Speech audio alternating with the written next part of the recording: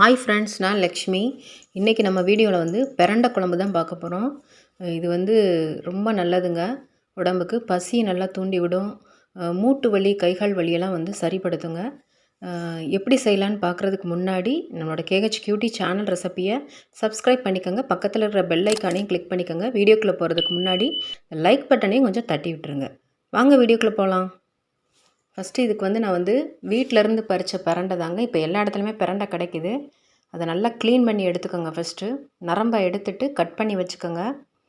பேனை ஹீட் பண்ணிவிட்டு 3 table spoon அளவுக்கு நல்லெண்ணெய் விட்டுட்டு இதை வந்து கலர் சேஞ்ச் ஆகிற மாதிரி நல்லா வந்து வதக்கி எடுத்துக்கிற போகிறோம். அந்த பிரண்டையோட இலைகளையுமே சேர்த்துக்கலாம். ரொம்ப டேஸ்ட்டாக இருக்குங்க குழம்புக்கு. நல்லா வதக்கி இந்த மாதிரி கலர் வந்து ஃபுல்லாக சேஞ்ச் ஆகிடணும். அப்போ தான் அந்த அரிப்பு இருக்காது. இல்லைனா நாக்கெலாம் வந்து அரிப்பு கொடுக்கும். இப்போ அதே எண்ணெயிலே வந்து தாளிப்பு வடகம் வந்து சேர்த்துக்கோங்களாம். தாளிப்பு வடகம் இல்லைன்னா கடுகு உளுத்தம் பருப்பு மட்டும் சேர்த்துக்கோங்க. வெந்தயம் சேர்த்துக்கோங்க. இப்போ வந்து சின்ன வெங்காயம் ஒரு 10 சின்ன வெங்காயமும் 5 பூண்டும் சேர்த்துக்கிறேன். பூண்டு கூட 10 15 கூட சேர்த்துக்கலாம். நல்லாயிருக்கும் வாசனையாக.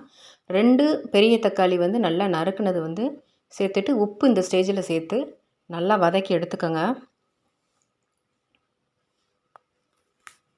நல்லா வதங்கிடணும். இது நல்லா நமக்கு குழம்பு வந்து நல்லா கெட்டியாக கிடைக்கிறதுக்கு நல்லா வதக்கிடுங்க. குழம்பு மசாலா பவுடர் நான் சேர்க்குறேன். 3 டீஸ்பூன் அளவுக்கு குழம்பு மசாலா பவுடரும் 1 டீஸ்பூன் அளவுக்கு காஷ்மீரி சில்லி பவுடரும் சேர்த்துக்கோங்க.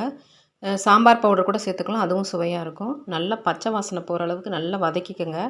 வதக்கிட்டு புளி பார்த்திங்கன்னா எலுமிச்சை சைஸு புளி வந்து நல்லா கெட்டியாக கரைச்சி வச்சுக்கோங்க.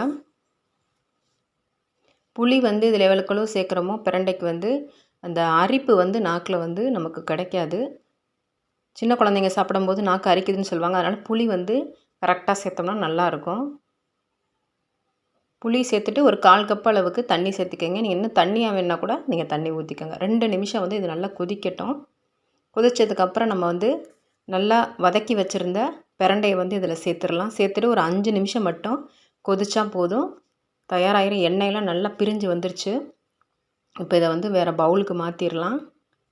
இந்த சாதத்தோடு வச்சு சாப்பிட்டிங்கன்னா ரொம்ப டேஸ்ட்டாக இருக்குங்க. வாரத்தில் ஒரு தடவை வந்து கண்டிப்பாக இதை சேர்த்துக்கோங்க. உடம்புக்கு ரொம்ப நல்லது.